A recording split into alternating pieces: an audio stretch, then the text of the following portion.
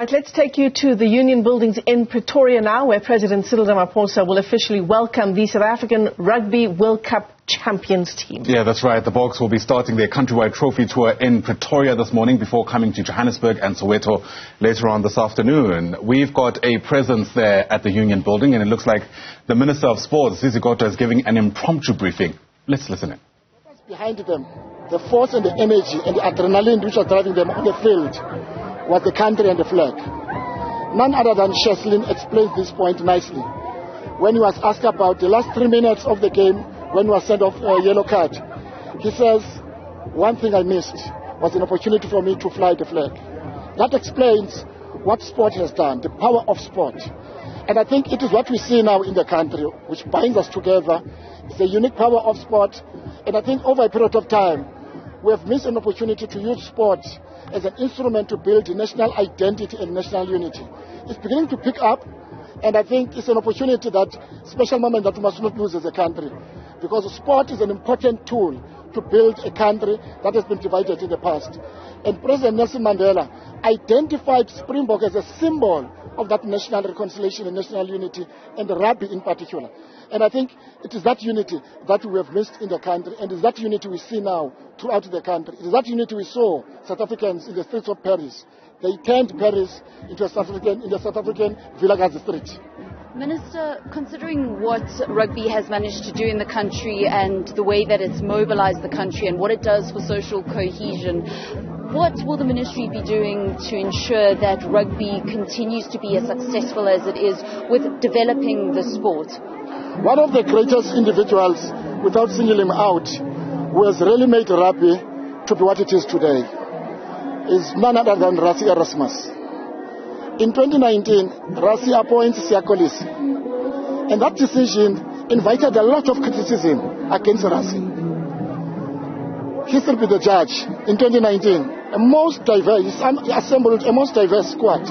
That squad brought us a World Cup. It was Rassie who influenced the appointment of Jack, whom I call Ninava.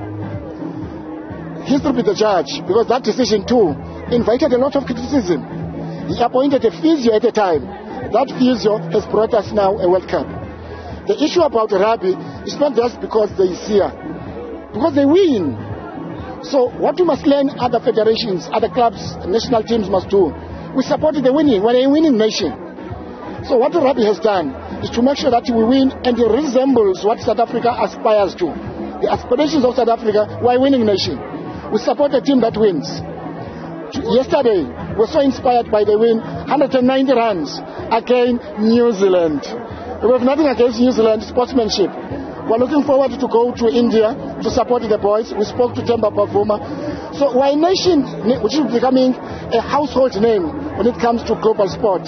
But we need teams that win. And I think Springboks have set a good example. And I think all other codes can do the same, what Springbok has done, if they win. Minister, will there be a bonus for this team? Well, someone asked this question at the airport when comparing what happened in the past. It's like bananas and apple. Saru and rugby is much more organized, very structured.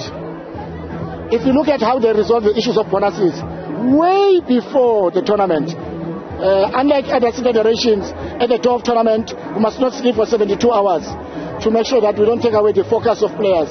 That issue has been resolved, and I think players are happy. And I'm happy for what I've seen. From a government point of view, part of the recognition was what the President declared. The 15th of December is a public holiday. Them being invited and received by the President, getting certificate on behalf of the President, that is important.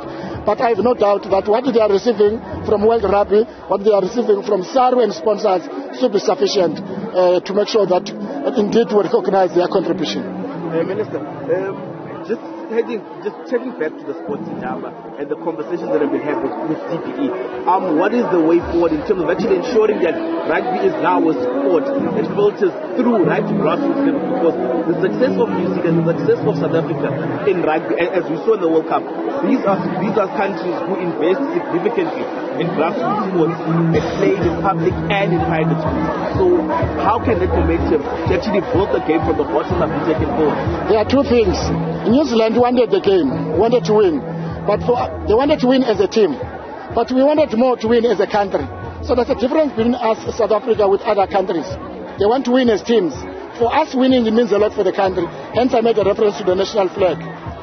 One of the presentations at Indaba, you remember, was a presentation of a Jamaican model, where, in terms of school system, where they start building a grassroots foundation sport.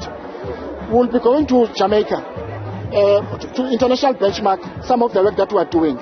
Because we think that one of the lessons we must learn now going forward from this success, after we demolished Wallabies during the championship, my interest was to see some of the best players that come from a Boland region.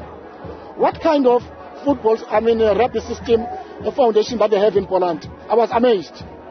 The Dorans in the Western Cape, those who know Western Cape, it's quite a poor area, but they've got a very good school system, rugby. And this is what we must learn. Other codes, and there's a lot that we can learn from rugby. So what we must do now is to go back and implement the resolution and declaration of the school sport in Indaba. And like I said, one of the presentations which was made, which inspired me, was the Jamaican model.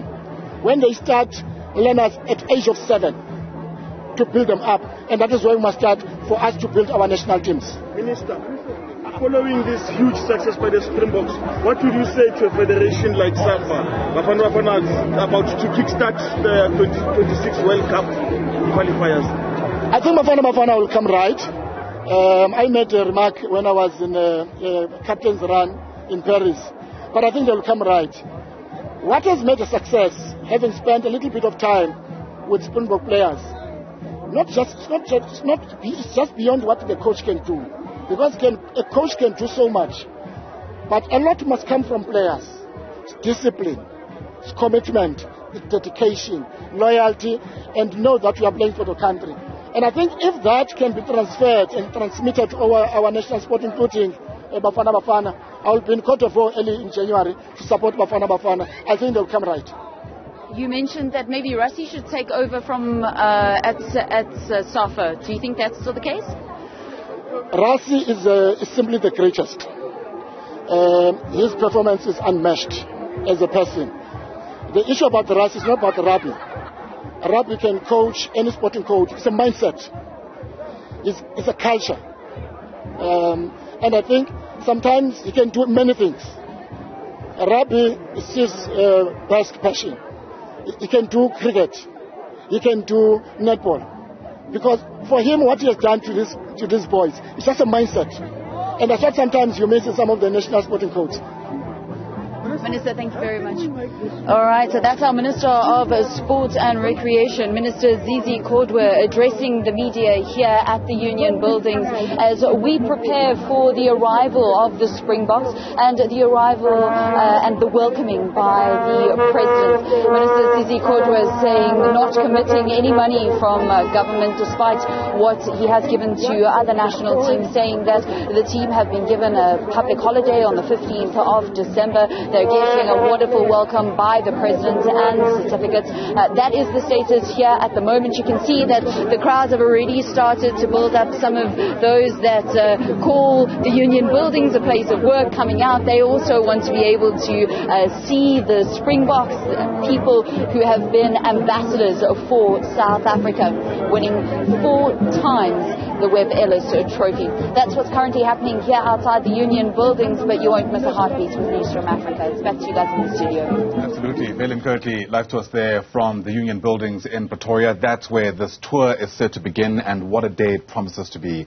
Valen Kirtley, our sports editor for now. Thanks very much indeed.